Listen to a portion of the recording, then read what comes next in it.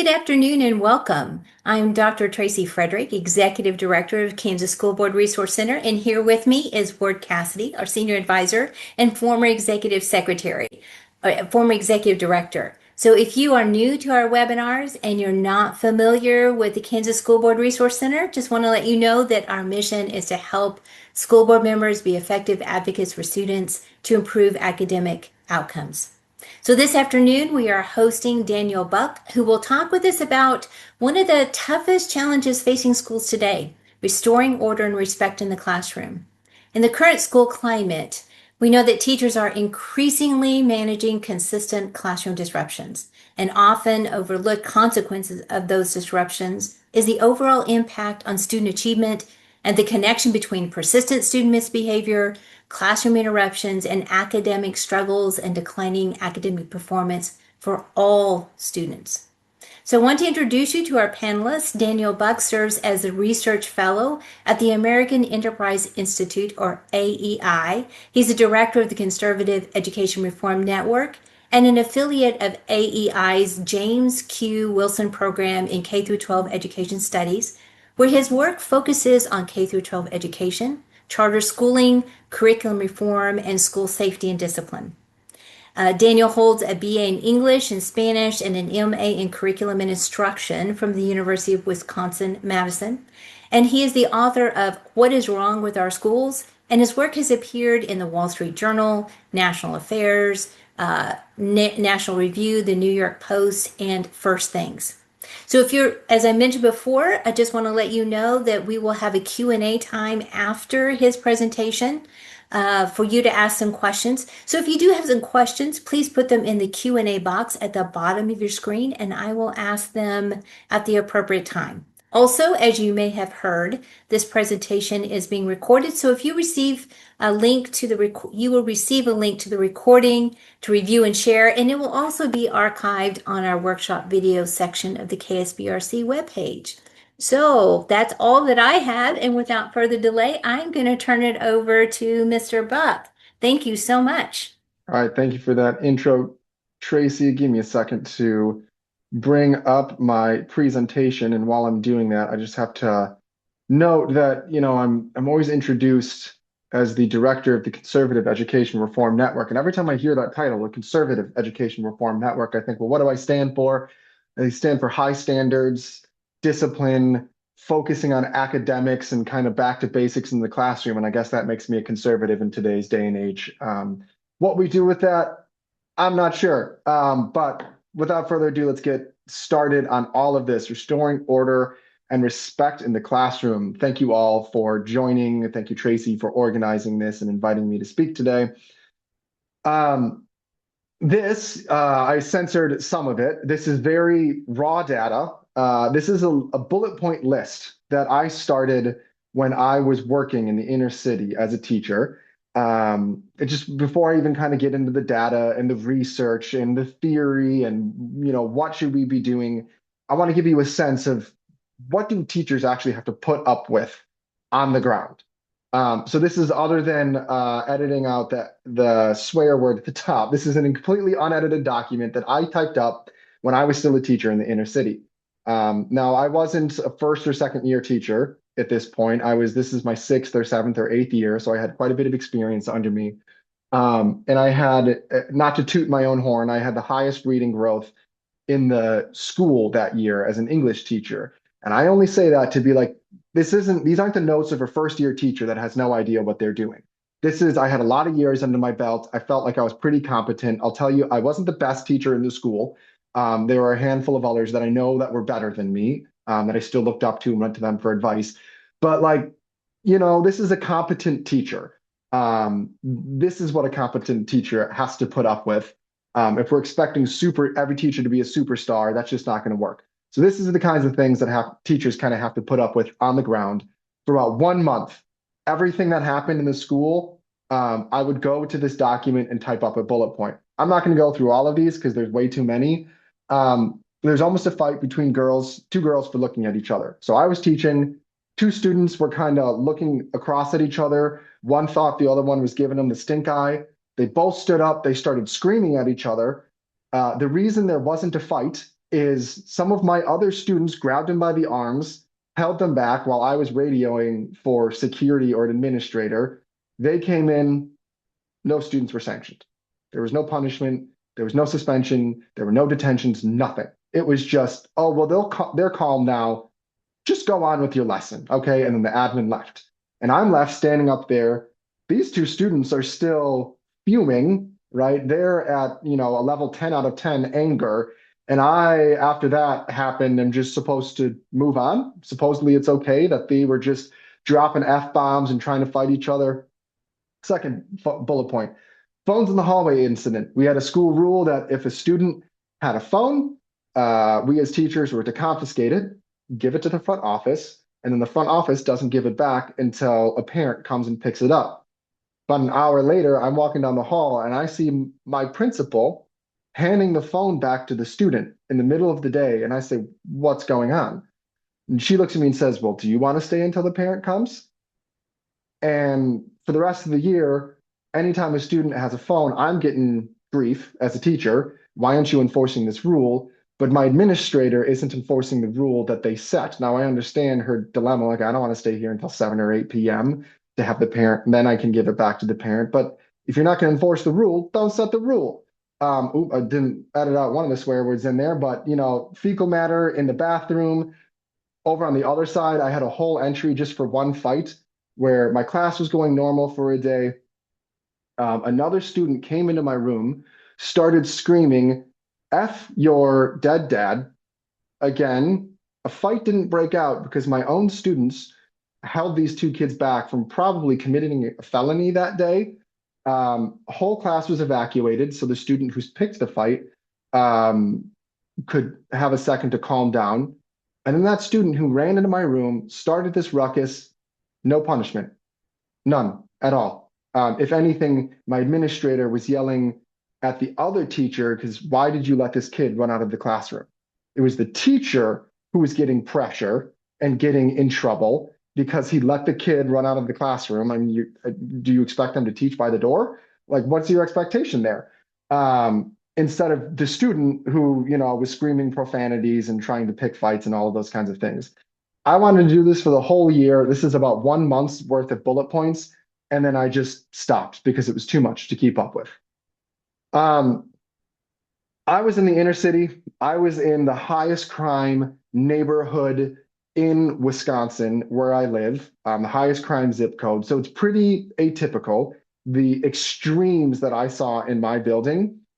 But I mean, I've talked to friends of mine in the suburbs who told me they were ready to go work a factory job. A friend of mine, when I was an assistant principal, I won't say his position because if anyone knows them, I don't want to give them away. But he worked at this school and he was telling me until I found this school, it was a charter school that I switched to. He said the next year I was going to go work in a factory. I had my letter to quit ready, and then something else came up and I decided not to do it. And he was in a affluent suburban school. Were there kids, in gangs and picking fights daily in the hallway? No, but the behavior was still so off the chain that he was ready to quit. So some data, what are you looking at here on the screen? On the left side for you, what are the main reasons you consider leaving the profession? This is from a union survey, the state union, teacher union in Missouri. What's the number one reason they consider quitting? Student behavior. Stress number 2, lack of pay, workload, burnout. If you read the news or opinion columns about education, what do we usually hear is kind of one of the biggest complaints of teachers? Lack of pay and too much to do. And yet that's numbers 3 and 4, according to a union survey. Right? This isn't like some right-wing group trying to fudge the data. This is an internal union survey. Over on the right, I don't know if you can see it behind pictures or not, but that's from the National Association of Public Charter Schools. They were surveying all teachers, not just charter schools. Top challenges that teachers face. Number 1, discipline and behavioral issues. And then after that, we get things like pay, too worried or anxious, burnt out. What's actually causing the burnout? It's probably student behavior. But These aren't the only surveys. These are just two out of a number that I've come across that just show that what's the biggest concern, what's the biggest headache, what's the number one reason teachers consider quitting? Student behavior. Um, to be clear, this isn't just, curmudgeons complaining about kids these days. There's a columnist for Forbes who called me the oldest young man in education reform. Right, this isn't just me, my old heart spirit saying kids these days, there's no decorum. We don't raise them like we used to. Um, that's not the case. There is, in fact, quite a bit of data that misbehavior is elevated post-pandemic. Again, these are just three example data sources out of many. There's an EAB report, they're a consulting firm. They interviewed, it was close to 1,000 superintendents or higher level admin, I think it was superintendents and principals, about just what were the challenges they were facing, what were the concerns. And in that report, the amount of verbal and physical aggression, both between students and towards teachers, had doubled from pre to post pandemic. Same thing for an American Psychological Association. They had a survey, I think it was 15,000 school personnel. So teachers, principals, all the way down to janitors and, lunch ladies. Institute of Education Sciences, all sorts of surveys, all finding the same thing. From pre-pandemic to post-pandemic, behavior is worse. Sometimes as many as double the amount of incidences of verbal and physical aggression. We got to be careful. I didn't get the bottom line. We got to be careful about this behavior data sometimes because it's really easy to fudge the data. Here's Stalin's disappearing man. He's saying, sir, behavior is worse, and then he just disappears. It's very easy to just not assign suspensions, not write referrals. So school admin or district officials can sell the public and say, look, behavior is better. But what are they doing? They're just not suspending kids. They're not reporting the behavior. So why is behavior worse? It's unclear. I wish I had a good answer for you, but there's probably 110 different reasons that behavior is worse after the pandemic. Here are 7 out of, if I sat down, I could probably come up with 20. Phones. Phones, right? There's my real example. Maybe students, because they're spending so much time on social media, they're not developing the interpersonal skills, and so there's more conflict in schools. Instead of being out in the backyard, playing outside with their friends, and learning how to deal with kind of interpersonal conflict and fights over basketball, they don't learn that anymore. So phones are making behavior worse. Maybe we parents are too busy scrolling instead of actually parenting our kids. Lasting pandemic effects. So schools were closed for anywhere from 6 months to 18 months, depending on where you were. Kids broke the norms. They kind of got out of the habit of school. They got the message that we say school's essential, but is it really if it's one of the, the bars were open and the schools were closed? Some kids really did have some traumatic experiences during the pandemic. They lost parents, they lost grandparents. So maybe there's some pandemic kind of shock effects going on. Trends in gentle parenting, apologies to any gentle parents on the call, but if kids aren't being, if there's not boundaries enforced at home, they're going to cross the boundaries in school. Could be cultural attitudes. Less respect for teachers is going to manifest in more misbehavior in the school. Broader societal chaos. If there's higher rates of crime outside the school for whatever reason, that's going to play a factor inside the school walls. Discipline policies. If schools are not holding kids accountable, then they're going to act up more. If they're not giving them consequences for their behavior, you're going to get more of that misbehavior. Family breakdown. Fewer kids coming from 2-parent households. In the aggregate, you're then going to have kids that aren't going to behave as well or perform as well academically in the classroom. Obviously, there are outliers. But in the broad data, when we're taking into account 50 million students, you're going to have more misbehavior. These are all possible causes. I'm sure people on this call will pick and nitpick at, this cause or that cause. I think that one's the case. I think that one's not the case. For the sake of this call, I want to focus on discipline policies. There's two reasons I want to focus on discipline policies. One, it's what schools themselves can actually control, right? Phones, I can't set phone boundaries for students at home.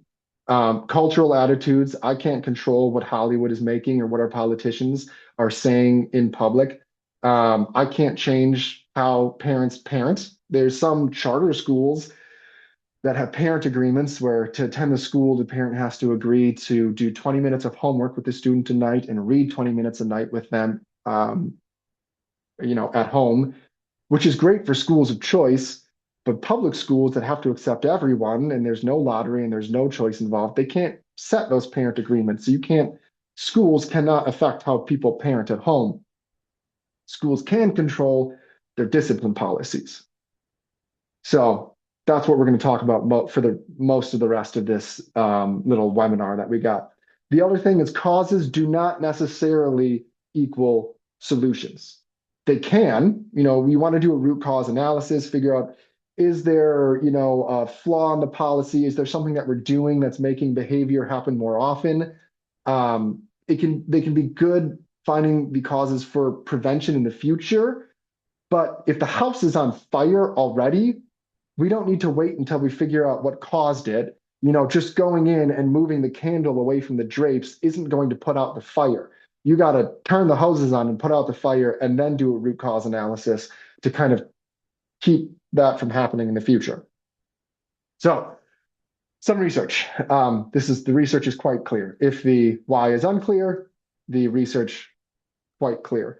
I know practitioners, and I mean that both teachers, admin, and the people on the boards often want, just give me the solutions. Tell me what to do. Give me the policies. Give me the classroom moves. I don't want to go into theory. I don't want to cover the research. It's too esoteric. But I think it's important to do kind of a real quick summary of some of the research because a 30-minute webinar cannot cover every single situation you're going to encounter. No matter how well written your policies are, there's always going to be little snags and judgment and gut calls that you have to make. As an assistant principal, it seems like the policy is so clear until a confusing situation comes up and then it just comes up to a bit of a call of your gut. So knowing some of the research and kind of some of the theory behind and the purpose of discipline in a school will hopefully make you make some of those gut decisions a little more wisely. So here's two studies. There's more than these. I'll just go into two because I don't need to give you a full academic seminar and bore you all to tears with the research. Figuring out the effects of discipline policy can be quite difficult. Nailing down the correlation versus the causation. Why is that? You might see schools with higher suspension rates also have higher misbehavior. Ergo, supposedly, suspensions don't fix misbehavior because the schools with the highest suspension rates also have the highest misbehavior rates. So let's stop trying to punish kids into behaving. But that gets the causation backwards, right? Of course, the schools with worse misbehavior, it's not that schools punish and that doesn't fix the misbehavior. It's that schools that already have more misbehavior for one reason or another, more of the kids are from poverty, more of the kids are from broken homes. Of course, then the schools are going to use suspensions, detentions, expulsions more. It can be really hard to figure out what's causation, what's correlation. So these are two studies that tried to control for the underlying misbehavior and see what were the effects of schools that loosened their discipline policies. Trying to figure out, okay, what were the causes? What did these policy changes cause? What were the causative effects? More recent one was published in 2023. Los Angeles basically rolled back and eased their discipline policies, eased up on the use of suspensions. Probably can't read some of the smaller text there. Maybe you can. What were the effects? In Los Angeles, unified school districts led to decreased math and English test scores, decreased grade point averages, and increased absences. Moreover, teacher turnover also increased, particularly for inexperienced teachers. So, how can I summarize that quickly? Academics plummeted and more teachers quit. That was the effect of more lenient discipline policies. Same thing was tried in Philadelphia. They had a very strict zero tolerance discipline policy. And then they rolled that back in 2012, 2013. They kind of eased up on those suspensions. What were the effects? Essentially the same thing. Math and reading scores plummeted, truancy increased, and ironically, students spent more time in suspensions. How could that be, you might ask? If they eased up on their suspension policies, how the heck could students end up spending more time in suspensions? Well, what happened was the school basically stopped sweating the small stuff. So instead of a 1 day ISS for, maybe they swore at a teacher or yelled at a teacher, something like that, right? A 1 day or a half day in school suspension, behavior got worse. So you ended up having to have kids on 5 or 10 day out of school suspensions for fights or doing drugs in the bathroom or, what have you, gang related activity. They ended up spending more days in suspension because they were getting much more severe punishments, even as the school was trying to use fewer suspensions. It's just a perverse non-solution to a problem. Often these lenient discipline policies are justified from an angle of social or racial justice. But let's be clear here, if you're trying to save a student from a suspension, but then the school that they're going to is chaotic, not only emotionally unsafe, but physically unsafe and completely academically unproductive, that's racially and socially unjust. So it's kind of doing the exact opposite of what the advocates want it or claim it's going to do. If there's anything I want you to take away from this webinar, it is that discipline and structure are primary. There's a lot of factors that are going to influence the success or failure of an individual student, that are going to influence the success or failure of an individual school. Discipline might not even be the most important one, but it comes first. Who has two thumbs and loves phonics-based instruction? This guy. But it doesn't matter if you're using phonics or whole language if the students can hear the teacher, because kids can roam the halls, and shout and make all sorts of noise. Who has two thumbs and loves Shakespeare? This guy. I was an 8th grade English teacher. Romeo and Juliet is my jam. But it's not going to matter if the students are reading, Shakespeare or Diary of a Wimpy Kid if they can't hear their teacher, because the boys can cause a ruckus in the back with impunity. Doesn't matter if they're memorizing their math facts or doing discovery learning. Thanks, California. If they're afraid of what brawl is going to break out in the lunchroom. None of these other policies, merit pay or stepwise scales, any of the other policies, they're not going to matter if you don't have order in the classroom. That's this other study. It's a meta-analysis. I'm going to assume most people on this call know what a meta-analysis is, but there might be some people who don't. So let me give it a real quick explanation of what that means. It's basically they bring together a whole bunch of studies and try and figure out kind of what are the trends or what are the commonality across studies. So rather than one study, which is what I talked about here, they looked at 165 and tried to see, okay, if we're looking at 150, 200 studies, what are some of the conclusions that we can draw instead of just one individual little trial or one individual little data set? And they basically concluded that structure in a classroom is one of the most important elements to any classroom, more than curriculum, more than instructional style, more than any of that. How do they define structure? How do the kids enter and leave the classroom? What are the rules about raising your hand? How do you hand out papers? What are the expectations about discussion and note taking? All of these your rules, your expectations, your routines. These are all the structure. And the proactive stuff is 90% of the work. But that proactive stuff is useless if you don't have that 10% of reaction. So use the analogy of a house. You can put up all of these frames and all of this structure, but if you don't put a roof and siding and windows all on, none of that's going to matter for keeping the elements out. Yes, we have to teach students our routines and set the expectations, but unless you follow up with those established routine, establishing them, unless you follow up with some consequences and you show that you mean it and you have accountability for your students academically and behaviorally, and you empower teachers as the authorities, then none of that proactive work is going to make a hooey of difference. There are some alternatives out there. I'm going to address them quickly because sometimes people accuse me of being completely anti-PBIS or completely anti-restorative justice. I'm not that. I'm wary of using these terms because they now bring so much baggage with them. But restorative justice has a very different kind of philosophical approach to behavior. Most of us, anyone who's interacted with children or had children of their own, will know that kids misbehave because they're kids. Because shooting a spitball is kind of fun.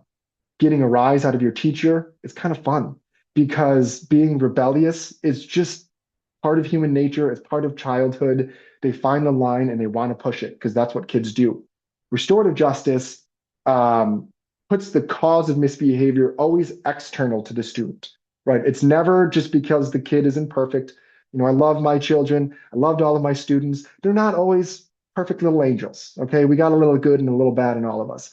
Restorative justice says the cause of misbehavior is always external. They didn't eat enough at home. They're not getting enough love and attention from their parents. They're frustrated by something a friend said to them. The cause is always external to them. So it would be unjust to give the kid any kind of consequence because it's not their fault. They have no agency in this. They have no free will in it. So what do we need to do? We need to have a conversation with the kid. They don't know how to behave. We teach them how to behave. If something's going wrong, we try and fix that problem. And then voila, they just start behaving wonderfully. Problem is, aside from the fact that I think it gets human nature wrong, is it doesn't work. There's not a lot of research into if restorative justice works or not. When you hear people say it's what the research proves, if you follow, for my job, I have to do this. You probably don't because you're not a nerd who reads education policy on the Saturday mornings. But if you actually, click and go to the studies that they're referencing, it's very often literature explaining why restorative justice ought to work, or maybe one case study with a whole lot of confounding variables that make it kind of useless research or meaningless research. There's been, so far as I know, 2 randomized controlled trials. These are the gold standard of research into restorative justice. One of them found that it didn't do anything. It didn't improve behavior. It didn't improve academics. It didn't make it worse. But follow-up surveys from teachers basically said it was a huge headache. It was a lot of extra work for them. The other one found it didn't improve behavior, and it decreased academics for students, especially poor and minority students. Again, sold as a social justice corrective, but it does the exact opposite. PBIS, again, I have some love in my heart for PBIS. The theory of it is basically we're going to reward the good behavior and just kind of ignore the bad behavior. Encourage students doing the right thing and just turn a blind eye. And then over time, the rewards will get the students behaving. Some truth to that. But again, I don't know if your eyes can see it, but the study talks about a randomized controlled trial and the effectiveness in elementary schools. Almost all of the research into PBIS focuses on elementary schools. There's some benefit to having kind of these incentive systems, rewarding students for doing what they're supposed to or going above and beyond, having little trinkets. Kindergartners, they get their little behavior buck. They get to go buy a piece of candy on Friday. They love it. This student who's 18, ready to get out of there, if you say, hey, stop cussing out your teacher and you'll get a behavior buck, they're going to have probably a sentence that involves a four-letter word and off to say to you if you try and get them to behave with the behavior book. It doesn't work as well the older the students get. Again, it comes back to my house analogy. No administrator worth their salt is not going to have follow-up conversations with students. I was an assistant principal. Anytime I had a kid in my office for a recess detention, an ISS, lunch detention, whatever it was, of course, I'm going to sit and talk with them and say, what happened? Why did you do it? What should you do next time? Is there anything going on that I can help you with? Of course, I'm going to have that conversation with the kid. But also, the roof and the windows, they're in my room for a detention or an ISS. Of course, at the school I was at, we didn't require it, but through coaching, we voluntold teachers to have their own incentive systems in their classroom. Uh, but when push came to shove, I also encourage teachers, if little Johnny's misbehaving, yeah, keep him in for recess. And if a parent is giving you a hard time, let me know about it and I'll run cover for you because behavior comes first, discipline comes first. And these follow-up conversations, these incentive systems are kind of the cherry on top. They're the chocolate sauce and caramel that makes it all even work even better. But they're not replacements. Okay, the restorative justice and PBS, they're supplements. They're not replacements. They're the gutters and the shutters on windows that are the kind of final make it wonderful and beautiful. They cannot be a replacement for traditional discipline in the school. So principles of a good discipline policy, things to keep in mind as school board members or school administrators, keep the supplements as supplements. That's what I was just talking about.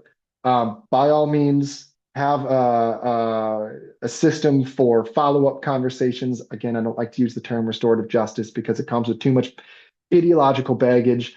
But if you have a consequence system, work into that. I had reflection sheets. I had standard questions that I asked. I had a routine for myself that I followed that went along with the discipline. But again, it was a supplement. Make sure the supplements are not replacing the discipline. Sweat the small stuff. So let me explain that with an example. Picture two different teachers. First teacher, right, thinks, I don't want to punish my students for small things or little misbehaviors. I really want to target the big behaviors and leave the small stuff for kind of those conversations and try and incentivize the kids out of it. So what's that teacher going to do? The kids start talking in a turn. They remind him. Hey, stop talking. Hey, stop talking. Hey, I said stop. I said stop talking. Warning, warning, warning. Finally, that teacher blows up and says, you know what? None of you are listening. No recess for anybody for the rest of the day. And they blow up and they give warnings and then turn to the big punishment, often collective. Compare that to a teacher who sweats the small stuff. First time Johnny talks out of turn, she says, Johnny, I'm going to have to talk to you. We need to be silent and listening right now. 1 minute after class, I'll talk to you, then you can go to recess. You keep going. Johnny talks again. Johnny, that's 3 minutes now. Next time, it's all of recess. You keep going. What are the incentives going to be for all the other kids in the classroom too? In the first teacher's classroom, it's always worth the risk. It's always worth talking out of turn. It's always worth trying to change your seat. It's always worth throwing a paper airplane or whatever it is, because there's so many warnings. So why not give it a try? All ones on that slide. Interesting. Anyways, back to my talk. In the other teacher's classroom, there is always a disincentive from the first time to follow the rules. And I actually, in the long run, you're going to have to give far fewer consequences in that the small stuff scenario because you're going to catch the behavior early on. You're going to establish from the beginning that the expectation at all times is that you follow the rule and obey the teachers. I personally think that's a much more humane approach. It's going to keep everyone far more sane to sweat that small stuff.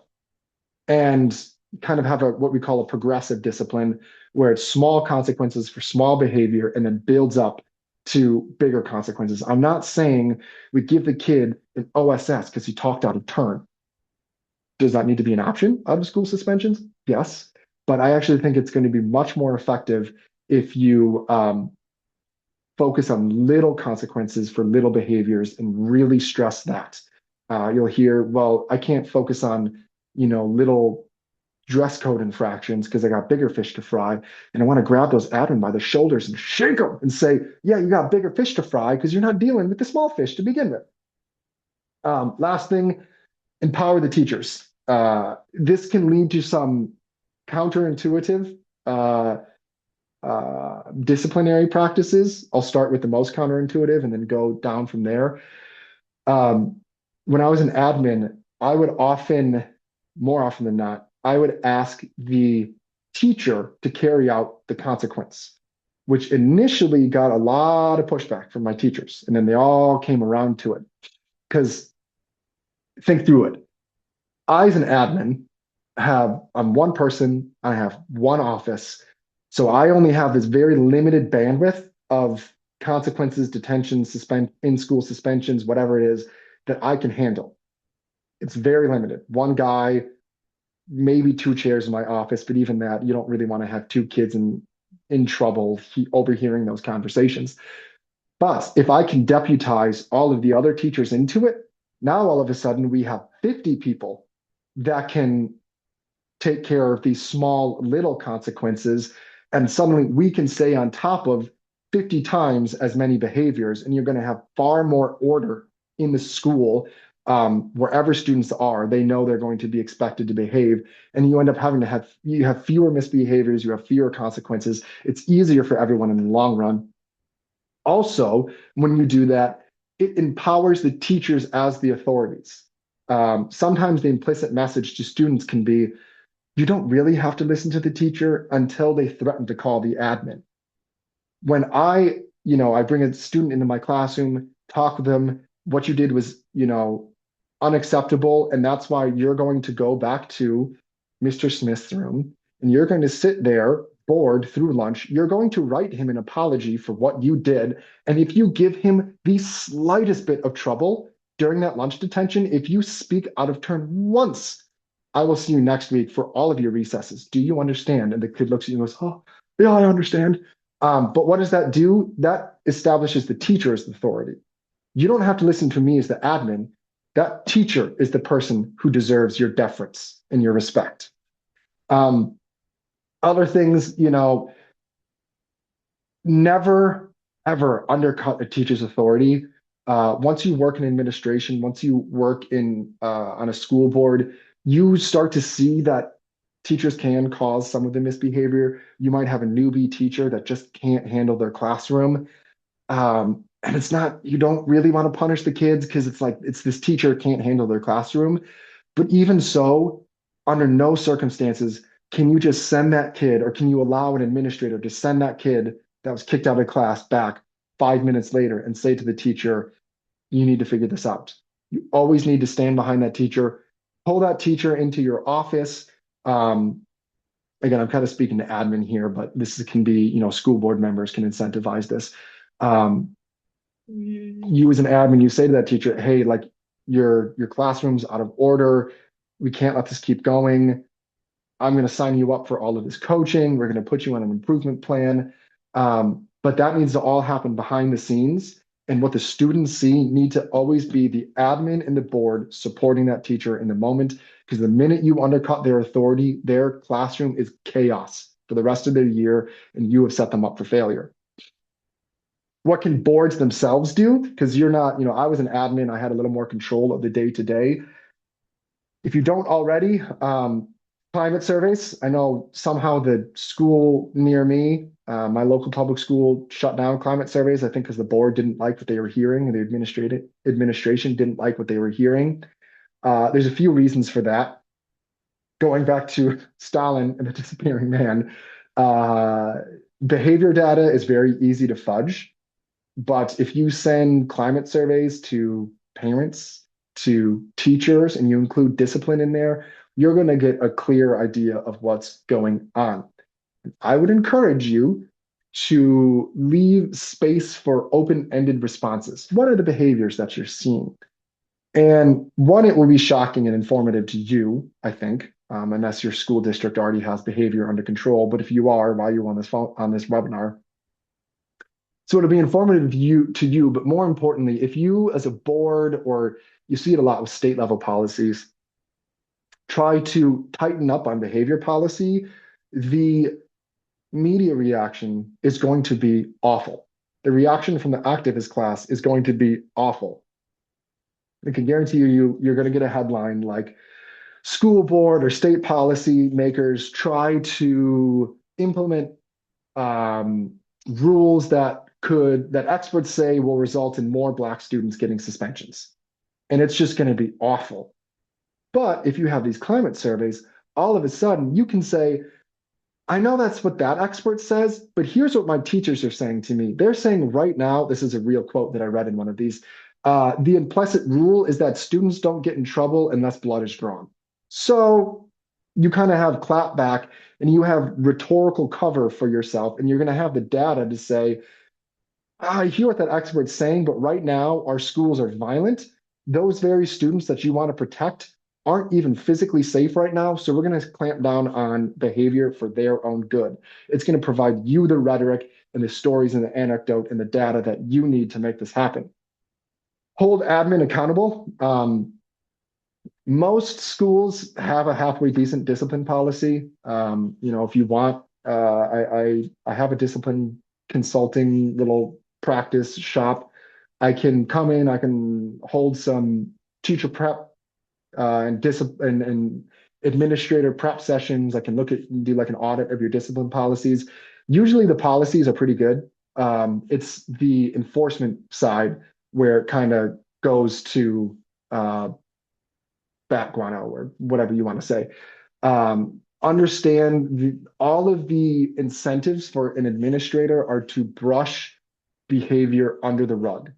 When I was in admin, I knew anytime I had to press that button and assign a kid a suspension, my life was going to be a pain for at least a week because I would have angry parents in my office. I mean, screaming at me in my office. It would lots of paperwork, trying to settle this all down. The incentives for me as an admin personally were always to be a little bit lenient. So you as a school board member need to make sure your admin are following through on the policies that you set. How can you figure that out? Climate surveys. And I think nothing beats, like, you have to go into a school. If you go into a school and the hallways are messy, the bulletin boards are falling down, kids are wandering the hallway and talking, you're never going to get a sense for how discipline is going unless you are in the buildings semi-regularly. And then finally, policy audits. Go through and see, do we allow increasing punishments for even small behaviors, right? Because talking out of turn one time, that's fine. But if they're consistently all the time talking out of turn as ongoing behavior, well, suddenly it's becoming not just a small misbehavior, but it's becoming a flouting of the rules. It's becoming downright insubordination, and you need to be able to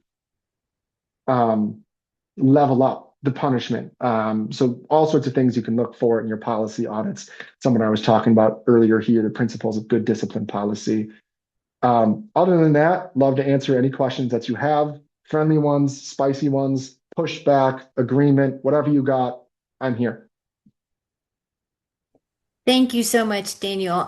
Once again, I would remind everyone, if you're watching on this call, you can put your questions in the Q&A box, but I'm going to open it up to Ward to see if you have any questions, Ward. Oh, you're on mute. Sorry about that. I'm there now. Yes. You can hear me? Mm-hmm. Good. Yeah. The schools that you work with are in this. One of the things I've seen in a lot of I go into a lot of schools, but teachers will often say that there's never a conversation between administration and teachers about the discipline policy. Uh, and I would think that would be one of the best things you should do at every in-service is where everybody's on board with what the policies are. And like you said earlier, there's always that one or two teachers that just have a tough time with discipline. Want to Yep. comment on anything on that? Yeah, I think if you're doing a policy audit, get the teachers' feedback on it. That can be part of it. As an admin, as much as my bandwidth allowed, I tried to walk the student back to the classroom. And this is another spot where, as an admin, you can empower the teacher. I'd walk back to the classroom, say, and kind of teachers knew this was the standard, um, and say, here's what happened. Here's how I understood it. Here's what the consequence is going to be. Is that okay with you, Mr. or Mrs. whoever? And I would offer, if you have more that you want to talk about with the student, and the expectation was often that they would, I would go and take over their classroom for a few minutes and keep running the classroom, whatever it was. I knew the curriculum well enough that I could teach most of the classes halfway decently. The teachers were always better than me, but I could hold down the fort and give that teacher an opportunity to also talk with that student. Or if they wanted to have, if I were telling them, assigning a assigning the teacher to carry out the lunch detention, might try and give them a break elsewhere so they could use that time to talk to the student. But that punishment, that consequence, like I always followed up with the teacher too, even if it was just an email. Sometimes your days are crazy. You have a visitor coming in 10 minutes. You don't have the time to walk that kid back. But always following up. And the other thing I would say is admin need to also be in the classroom regularly. I would try and observe 2 to 3 teachers' classes a day, just in and out quickly, 5 minutes. Admin will often only do 1 or 2 observations a year or a semester, but these were like 90-minute long observations. I encouraged administrators to just twice a day go walk the halls, get out of from behind your desk, go into the hallways. You start to see problems before they become big problems. And you start to pick up on the teachers that don't have control of their classroom earlier, and you can give quicker coaching, and kind of get their authority established and the routines established before it becomes, this huge chaotic classroom. And fully resetting a classroom is really, really difficult. So getting in there early and making sure teachers are also following the behavioral policies and expectations early is going to save admin a headache early on. Okay, thanks. Okay. Well, I would like to, we have a couple of questions coming up, but I would like to hear you kind of connect through the behaviors and the academic outcomes. I heard you in a previous, in another webinar, and you talked about how even, these often smaller disruptions can be even more challenging or cause more disruption to the academic growth of students, more so than maybe even a large behavioral issue. Can you speak to that? Yeah, thanks for kind of prompting me to that one. So I've been in inner city schools and kind of bougie charter schools. I've done both. Even in the, dare I say, bougie charter school, we have the occasional playground scuffle. If you have third grade boys playing football, at some point, no matter what their background is, they're going to start yelling at each other. One kid's going to push another kid. It was always gaga ball for us. All of the conflicts happened over gaga ball. Great game, burns a lot of the kids' energy, but man, does it get aggressive, even the kindergartners. So no matter how, quote, good of a school you have, you're going to have some of those scuffles. You're going to have fights. You're going to have a kid that loses their temper, even in the good, quote unquote, schools. But those are usually handled very seriously. Even at the school that I talked about where there weren't a lot of consequences, the inner city school, if there was like a lunchroom brawl, finally the admin would crack down. The student who ran into my classroom and started cussing out another student eventually got expelled. That's a whole nother story because she did something that was so egregious that the admin had no choice. But But these, even in the inner city schools, are still a minority behavior. Me realize I could come across wrong. I mean minority insofar as they are a minority of the incidences, right? The fights, if we're talking about if there's 1,000 misbehaviors in a day, 990 of them are going to be talking on a turn, not sitting in your spot, throwing a paper ball, talking back to your teacher, cheating, these what we might call minor, and then 10 of them are going to be the major behaviors. That's what I mean by minority. They are a minority of all of the behaviors before I get canceled for saying something I didn't mean. So what is really going to cause the biggest disruption to learning by volume? It's those minority behaviors or those majority behaviors, those seemingly small ones that don't cause as big of an uproar as a full lunchroom brawl, but minute by minute are interrupting students' learning. And those are the ones where you do or do not establish in the classroom the basic expectations that rules should be followed and teachers need to be obeyed. So if you do not establish those expectations in the small behaviors, then classrooms turn to chaos. And instead of having, 10 of those little things, you then have 990 of them. There's a great report from a group called the Policy Exchange, and it was called It Just Wears You Down. And it was from one of these surveys of teachers where they were saying it's these little behaviors that really wear you down. We've all dealt with any teacher who's been in the classroom for more than a few years has probably seen a fight, seen something big happen. But it's that day to day when you tell a kid, sit down, and they look at you and they walk across the classroom and they sit in a spot that's not theirs. It's that just blunt, I don't have to respect you, watch. And then they sit, that's what wears the teachers down, is those little ongoing things are, what give us white hair early. Well, thank you. We'll have a couple of other questions. I'm going to get back probably to something else. Want to make sure that we get our audience questions. So someone has been following you and said that you recently tweeted that large class sizes can be beneficial. Can you explain that? Yeah, I'm bringing my X posts in this webinar. Yeah, that was kind of a bit of a like thought experiment. I would say what the research shows is class size reduction policies can often backfire and they're not as beneficial as people think. So the research into it, for class sizes to really have a benefit, it's lower grades, so more like K to 5, and it needs to be on the order of 7 to 10 students fewer. Less, not sure which one there. I think it's fewer. It's countable, it still sounds wrong. But you need that like a many fewer students, there we go, for it to actually start to show up in the data.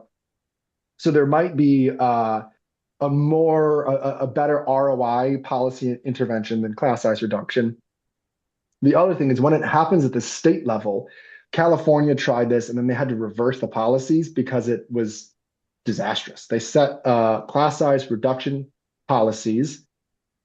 What happened? Like you can't just Thanos snap your fingers and half the students disappear. To make smaller class sizes, what do you have to do? You have to hire a lot more people, a lot more personnel. So what happens on the ground? Every district has to start hiring more people. Every district has open positions. The most experienced, best teachers from the inner city end up taking the comfortable, high-paying positions in the suburbs. And then, so the suburban positions are filled by experienced, high-quality teachers. And then all of the new positions and the ones that suddenly opened up because there's a flight from the inner city schools are filled by first-year teachers, unlicensed teachers, low-quality teachers, teachers who just got fired.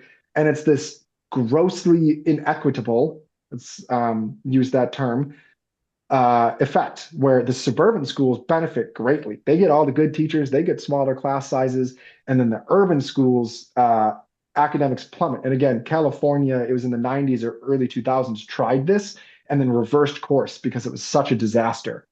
What I was getting at in the post that this person is referencing, I was suggesting that I actually think making class sizes bigger could improve education in the long run. Very counterintuitive idea. Let me make the case for it here. If you have 2 classes with 15 students in each of them, and inexperienced teachers, or 1 class with a highly effective teacher with 30 students. Where is more learning going to happen? It's in the bigger class with the more highly effective teacher. And the number of students they have, and thus we're getting up to like, 40, 50, 60, like a ginormous class. Which even there, if you have like actually enforced discipline, I think that could work. But if you could offer that highly skilled teacher a salary of $150,000 because you need 1 instead of 2, I think you're going to have more learning in those bigger classes with more highly compensated teachers than smaller class sizes and ineffective teachers. Over the past, for the past several decades, the student to teacher ratio has shrunk. The Meanwhile, salaries have stagnated. It was a policy choice that we were going to hire many more teachers to make smaller class sizes, but resources are limited, which means that so we can't then pay teachers more. Fewer high quality candidates want to get hired, and I think it's been kind of a bit of a policy bungle, and that was the case that I was making in that post. Disagree with it, but I think there's a case to be made there. I think that there's some research. I was doing some recently that talked about the quality of the teacher made the most, and the Mhm. experience and the expertise of the teacher made the most benefit to students. So, what is your opinion? One probably final question. We have a couple here, and so I would invite anyone who's watching that doesn't have their question answered. I can reach out and maybe Dan, you will be happy to follow up with some questions with some Mhm. individuals. Yeah, happy to. But the question is, what is your opinion of screen time in class? There should be 0. Um, if I don't know if the participants can see the chat, but I dropped a link in there. It's not original research, but it's a piece for the Fordham Institute that I wrote that kind of briefly covers all of the research into class size. So if you want some of the citations there, you can go there, I follow the will send that links. out. Yeah. Yep. Um, Screen time. I am an unabashed Luddite when it comes to technology in the classroom. My preferred tech policy is no tech. I also am from, when I was a charter school administrator, it was at a classical charter school, so we had a no tech policy. I sometimes need to check my priors. I want kids learning to read and do math and learning history and science to come first. So if there is some large language model, chat GPT powered tutor bot that's really good at phonics, okay, and is going to teach the kids their math facts super duper well. And we can make that a discrete, they have 20 minutes with this every single day. They bring up their computers, they put them away, and then everything else is paper and pencil. Fine. Okay. I can be convinced on that. The problem is there's no research yet that finds any of this learning software, any of these chat bots actually work. There's another piece, the digitization of American schooling. I can send that to you, Tracy, that we can send around. Basically, I cover the history of ed tech, from radios all the way back to blackboards, people saying this new technology is going to revolutionize education and now everyone's going to be proficient in everything. And it never works. Blackboard's obviously useful. Computers here and there can be useful, but they just never follow up on this promise. And I think it's just a whole lot of money spent getting kids addicted to screens that just it never works. And I think paper and pencil, the research finds generally is better. I'm being kind of careful, not saying it's always better. It's so much better. Or paper and pencil, your return to paper and pencil is going to bring us to utopia. I don't want to be the counter of that. But yeah, my preferred policy is 0. Okay, well, thank you. We are at the end of our time and want to remind everyone that I will be sending out the recording of this. If you're signed up for this or registered for this, you'll get a recording of it, as well as those who are on our engaged list. If you're not on that list, if you would like to reach out, Would be happy to send you the recording and connect you with Daniel if you have other questions. Thank you so much for the information today. I know this is a hot topic for a lot of people. We have a couple of teachers who are on the call that may follow up with you, Daniel, on a couple of questions as well. Yeah, We will please have do. And more. Go ahead. I'd say please reach out. Tracy can shoot you my email if you have any follow-up questions. I try to, be helpful where I can be. And I was just also going to say thanks for having